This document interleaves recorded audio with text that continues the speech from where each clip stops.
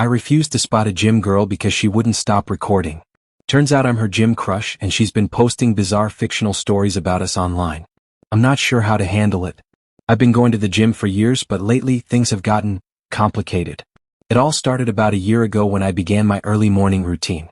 I'm 41, married, and usually get there around 5 a.m. to avoid the crowds.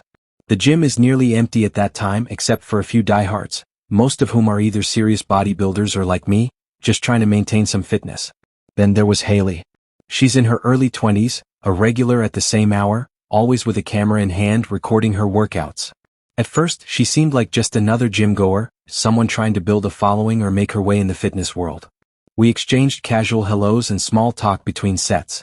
She seemed driven, determined even, to make a name for herself. It wasn't unusual for people to ask for a spotter now and then, and I'd help out whenever someone asked.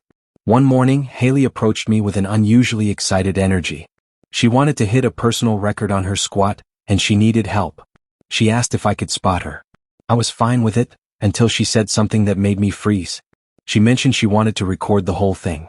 This wasn't the first time I'd heard someone say they wanted to record their workout, but something about it felt different this time. I wasn't in the mood to be part of her video though. It's not that I had anything against her or her goals, but I've always been careful about what goes online. I'm married, and I've got a job where the last thing I want is to end up in someone's viral workout video. Especially not in a situation that might seem too personal or inappropriate. The way she said it, though, made me feel a bit uncomfortable, especially considering what she was wearing, tight shorts and a revealing sports bra. It wasn't about her clothes per se, but the entire situation made me feel like I'd be uncomfortable with how it could be interpreted by others, should the video go public. I told her I wasn't comfortable being recorded. I didn't want to be in any video at all, let alone have my image or actions be shared online. She wasn't happy with my response. She insisted it would be fine, that she'd just be recording for herself, and it wouldn't go anywhere. But I wasn't buying it. I repeated my request to not be in the video. She got defensive, accusing me of sexualizing her. I tried to explain myself, this wasn't about her or her body, it was just that I didn't want to be recorded. But she wouldn't let it go.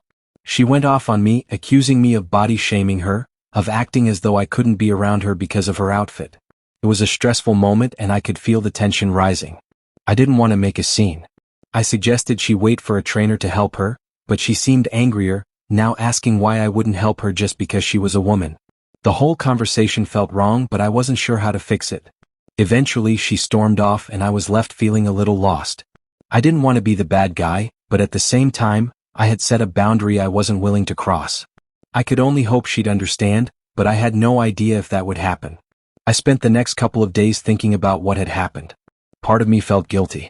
She was just trying to work out and I didn't want to make things worse. I talked to my wife about it. She was supportive, but she had her own concerns. She mentioned how young people these days could sometimes make things more dramatic than they were, turning simple moments into something else entirely. And that was when I started worrying. What if she posted something online that made me look bad? What if she was making up stories about me to get more followers? The next time I saw Haley at the gym, I did my best to avoid her. I wasn't sure what to expect. She had left in a huff last time, and I didn't know if she'd be upset or angry. But to my surprise, she came up to me and apologized. She admitted that she had overreacted, that she had assumed I would be okay with her recording. I wasn't expecting an apology, but it was a relief. I told her I just didn't like being on camera, and it wasn't anything personal. She seemed to understand. She wanted to make amends, so she invited me for coffee. At first, I hesitated. I wasn't sure how to feel, but I figured a coffee would be harmless. So we went to a nearby cafe. We talked about life, fitness, and the things we were both working on. She shared a bit about her journey. Apparently, she had been much heavier last year, and was now trying to get into shape in hopes of becoming a fitness influencer. She told me that she didn't have the money for personal trainers, but I could give her advice. She even offered to buy me coffee in exchange for some tips. I agreed. It felt like the right thing to do. After all, I didn't want to be rude, and she genuinely seemed to appreciate the guidance. We discussed nutrition, workout tips, and the importance of consistency. It felt more like a mentorship at that point, and I was happy to help her out. Then she asked me something unexpected. She wanted to follow me on Instagram. I explained that I only had an account to keep in touch with family and friends, mostly my wife's friends. I didn't use it much. She then asked about Snapchat, which made me laugh a little. I reminded her that I was twice her age and Snapchat wasn't really my thing. We laughed it off and the conversation seemed to end on good terms. When I got home that day, I told my wife about the coffee meetup.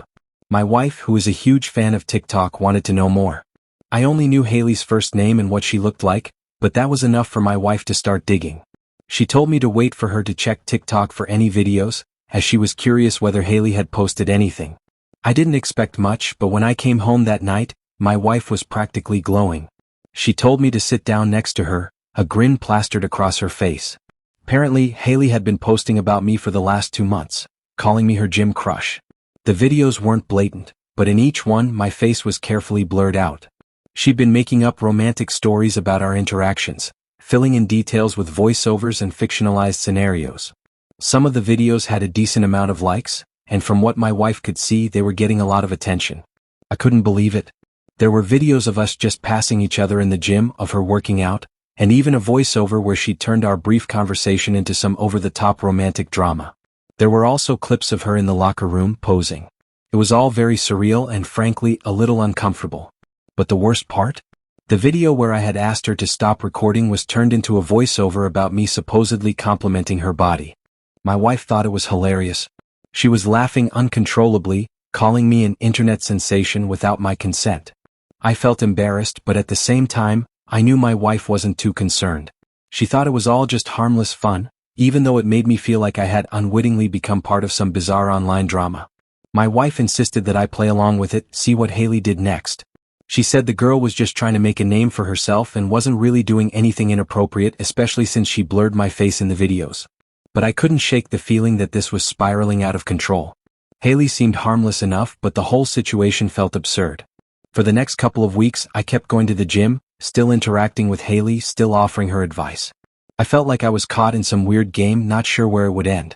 Each day, my wife updated me on what Haley had posted. More fictional stories, more embellished interactions. But I knew it couldn't go on forever.